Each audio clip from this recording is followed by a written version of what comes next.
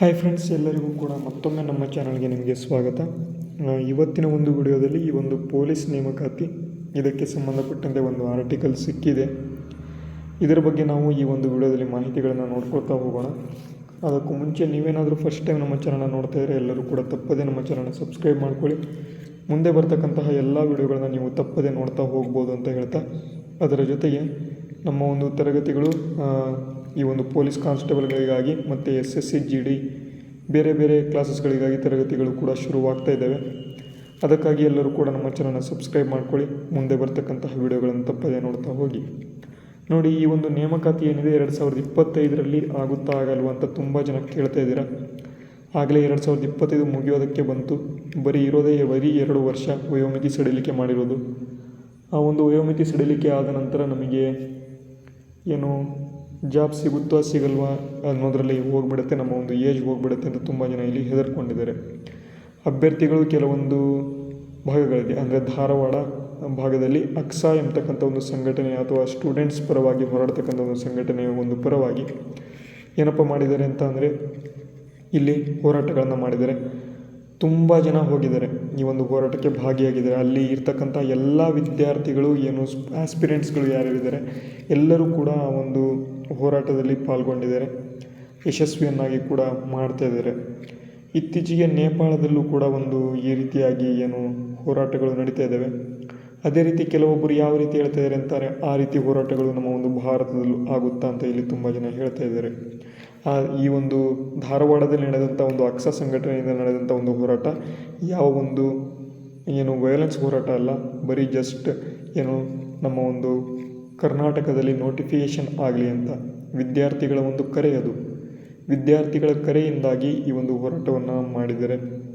ಆ ಒಂದು ಹೋರಾಟಕ್ಕೆ ಪ್ರತಿಫಲ ಸಿಗಲಿ ಅಂತ ಹೇಳ್ತಾ ಎಲ್ಲ ವಿದ್ಯಾರ್ಥಿಗಳಲ್ಲಿ ಒಂದು ಏನು ಕಂಗ್ರ್ಯಾಚುಲೇಷನ್ಸ್ ಅಂತ ಮೂಡಿಸ್ತೇನೆ. ಯಾಕೆ ಅಂತ ಅಂದರೆ ಎಲ್ಲರೂ ಕೂಡ ಒಂದು ವಿದ್ಯಾರ್ಥಿಗಳು ಆ ಒಂದು ಹೋರಾಟದಲ್ಲಿ ಪಾಲ್ಗೊಂಡಿದ್ದಾರೆ ಧಾರವಾಡದಲ್ಲಿ. ಈಗ ಪೊಲೀಸ್ ನೇಮಕಾತಿ ಆಗುತ್ತಾ ಆಗಲ್ವಾ ಅಂತ ತುಂಬ ಜನ ಕೇಳ್ತಾ ಇದ್ದಾರೆ.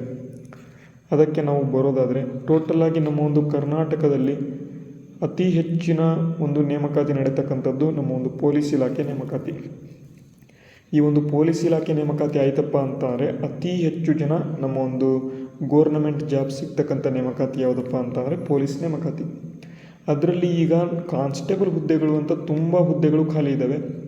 ಅದಾದ ಬಳಿಕ ಇನ್ನೊಂದು ಶಿಕ್ಷಕರ ಹುದ್ದೆಗಳು ಕೂಡ ತುಂಬ ಹುದ್ದೆಗಳು ಖಾಲಿ ಇದ್ದಾವೆ.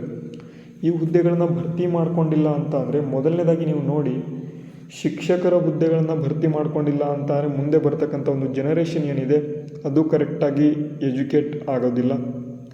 ಶಿಕ್ಷಕರು ವೆರಿ ವೆರಿ ಇಂಪಾರ್ಟೆಂಟ್. ಮೊದಲನೇದಾಗಿ ನಮ್ಮ ಒಂದು ಕಡೆಯಿಂದ, ನಮ್ಮ ಒಂದು ಚಾನಲ್ ಕಡೆಯಿಂದ, ನಮ್ಮ ಒಂದು ಎಲ್ಲರ ವಿದ್ಯಾರ್ಥಿಗಳ ಕಡೆಯಿಂದ ಮನವಿ ಏನಪ್ಪ ಅಂತ ಅಂದರೆ ಮೊದಲು ಶಿಕ್ಷಕರ ಹುದ್ದೆಗಳನ್ನು ಭರ್ತಿ ಮಾಡಿ, ಅದಾದ ಬಳಿಕ ಇನ್ನೊಂದು ಯಾವುದು ಪೊಲೀಸ್ ಕಾನ್ಸ್ಟೇಬಲ್ ಹುದ್ದೆಗಳನ್ನು ಭರ್ತಿ ಮಾಡಿ. ಈ ಒಂದು 2 ಹುದ್ದೆಗಳು ಅತಿ ಹೆಚ್ಚಿನದಾಗಿ ಎಲ್ಲರಿಗೂ ಕೂಡ ಸಿಗ್ತಕ್ಕಂಥ ಒಂದು ಹುದ್ದೆಗಳು ಈ 2 ಹುದ್ದೆಗಳು. ಅದಕ್ಕಾಗಿ ಈ ಹುದ್ದೆಗಳನ್ನು ಮೊದಲು ಭರ್ತಿ ಮಾಡಿ, ಅದಾದ ಬಳಿಕ ನೀವು KS ಭರ್ತಿ ಮಾಡ್ತಿರೋ, SDA FDA ಭರ್ತಿ ಮಾಡ್ತಿರೋ ಅದನ್ನು ಬಿಡಿ. ಆದರೆ ಪೊಲೀಸ್ ಹುದ್ದೆಗಳು ಮತ್ತು ಶಿಕ್ಷಕರ ಹುದ್ದೆಗಳು ನಮಗೆ ತುಂಬ ಇಂಪಾರ್ಟೆಂಟ್ ಸರ್. ಎಲ್ಲರೂ ಕೂಡ ಈ ಒಂದು ಹುದ್ದೆಗಳನ್ನು ಪ್ಲೀಸ್ ಭರ್ತಿ ಮಾಡಿ ಅಂತ ನಮ್ಮ ಒಂದು ಚಾನಲ್ ಮುಖಾಂತರ ಕೂಡ ನಾವು ಮನವಿಯನ್ನು ಮಾಡ್ಕೊಳ್ತೇವೆ. ನಾವು ಈಗ ನೋಡೋದಾದರೆ 4560 ಹುದ್ದೆಗಳಲ್ಲಿ ಎಷ್ಟು ಹುದ್ದೆಗಳು ಇದ್ದಾವೆ, ಎಷ್ಟು ಸಿಗ್ತವೆ ಅಂತ ನಾವು ನೋಡೋದಾದರೆ ನೋಡಿ, 4656 ಹುದ್ದೆಗಳ ಒಂದು ಭರ್ತಿಗೆ ಗೃಹ ಇಲಾಖೆ ಈಗ ಸಿದ್ಧತೆ ನಡೆಸ್ಕೊಳ್ತಾ ಇದೆ. ಆದಷ್ಟು ಬೇಗ ನೋಟಿಫಿಕೇಷನ್ ಆಗುತ್ತೆ ಅಂತ ಹೇಳಿದರು. ಆದರೆ ಇನ್ನೂ ಕೂಡ ಒಳ ಮೀಸಲಾತಿ ಕೂಡ ಬಂತು, ಎಲ್ಲವೂ ಕೂಡ ಬಂತು, ಅದರ ಒಂದು ಮಂಡನೆ ಕೂಡ ಆಯಿತು, ಎಲ್ಲ ಆಯಿತು. ನೋಟಿಫಿಕೇಷನ್ ಇನ್ನೂ ಬಂದಿಲ್ಲ ಅಂತ ಅಕ್ಸಾ ಸಂಘಟನೆ ಕೂಡ ಇಲ್ಲಿ ಹೋರಾಡ್ತಾ ಇದೆ. ಅದಕ್ಕಾಗಿ ಈಗ ಡಿಟೆಕ್ಟಿವ್ ಸಬ್ ಇನ್ಸ್ಪೆಕ್ಟರ್ 20 ಹುದ್ದೆಗಳು ಖಾಲಿ ಇದ್ದಾವೆ. ಸಶಸ್ತ್ರ ಪೊಲೀಸ್ ಕಾನ್ಸ್ಟೇಬಲ್ 1650 ಹುದ್ದೆಗಳು ಖಾಲಿ ಇದ್ದಾವೆ. ಸಿವಿಲ್ ಪೊಲೀಸ್ ಕಾನ್ಸ್ಟೇಬಲ್ ಇಲ್ಲಿ 614 ಹುದ್ದೆಗಳು ಖಾಲಿ ಇದ್ದಾವೆ. KSRP ಅಂದರೆ ಸ್ಟೇಟ್ ರಿಸರ್ವ್ ಪೊಲೀಸ್ ಕಾನ್ಸ್ಟೇಬಲ್ ಇಲ್ಲಿ 2032 ಹುದ್ದೆಗಳು ಖಾಲಿ ಇದ್ದಾವೆ. ಹಾಗೆ ಒಟ್ಟು ಇಲ್ಲಿ ಪೊಲೀಸ್ ಕಾನ್ಸ್ಟೇಬಲ್ KSISF ಅಂತ ಕರಿತೇವೆ, ಇದು 340 ಹುದ್ದೆಗಳು ಖಾಲಿ ಇದ್ದಾವೆ. ಒಟ್ಟು 4656 ಹುದ್ದೆಗಳು ಭರ್ತಿ ಮಾಡ್ಕೊಳ್ತೇವೆ ಅಂತ ಇಲ್ಲಿ ನಿಶಾನೆ ಅಥವಾ ಹಸಿರು ನಿಶಾನೆ ಈಗ ಸಿಕ್ಕಿರ್ತಕ್ಕಂಥದ್ದು. ಈ ರೀತಿಯಾಗಿ ನಮ್ಮ ಒಂದು ಗೃಹ ಸಚಿವರಾಗಿರ್ತಕ್ಕಂಥ ಡಾಕ್ಟರ್ G. ಪರಮೇಶ್ವರ್ ಇಲ್ಲಿ ಹೇಳಿರ್ತಕ್ಕಂಥದ್ದು. 18,000 ಸರ್ಕಾರಿ ಹುದ್ದೆಗಳ ನೇಮಕವನ್ನು ಆದಷ್ಟು ಬೇಗ ಮಾಡಿಕೊಳ್ತೇವೆ ಅಂತ ಕೂಡ ಇವರು ಮಾಹಿತಿಗಳನ್ನು ನೀಡಿದ್ದಾರೆ. ಇದು ಇತ್ತೀಚಿನಲ್ಲಿ ಇರ್ತಕ್ಕಂಥ ಒಂದು ಅಪ್ಡೇಟ್. ಈ ಒಂದು ಅಪ್ಡೇಟ್ ನಿಮಗೆ ಯೂಸ್ಫುಲ್ ಆಗಿದೆ ಅಂತ ಅಂದ್ಕೊಂಡಿದ್ದೇನೆ. ಅಪ್ಡೇಟ್ ಯೂಸ್ಫುಲ್ ಆಗಿದ್ರೆ ಎಲ್ಲರೂ ಕೂಡ ತಪ್ಪದೆ ನಮ್ಮ ಚಾನಲ್ ಸಬ್ಸ್ಕ್ರೈಬ್ ಮಾಡ್ಕೊಳ್ಳಿ ಅಂತ ಹೇಳ್ತಾ ವಿಡಿಯೋನ ಇಲ್ಲಿಗೆ ಮುಗಿಸ್ತೇನೆ. ಮುಂದಿನ ವಿಡಿಯೋದಲ್ಲಿ ಸಿಗೋಣ. ನಿಮ್ಮ ಎಲ್ಲ ಸ್ನೇಹಿತರೊಂದಿಗೆ ಈ ಒಂದು ವಿಡಿಯೋನ ಶೇರ್ ಮಾಡುವುದರ ಮೂಲಕ ನಮಗೆ ಸಪೋರ್ಟ್ ಮಾಡಿ ಅಂತ ಹೇಳ್ತಾ ವಿಡಿಯೋನ ಮುಗಿಸ್ತೇನೆ. ಜೈ ಹಿಂದ್, ವಂದೇ ಮಾತರಂ.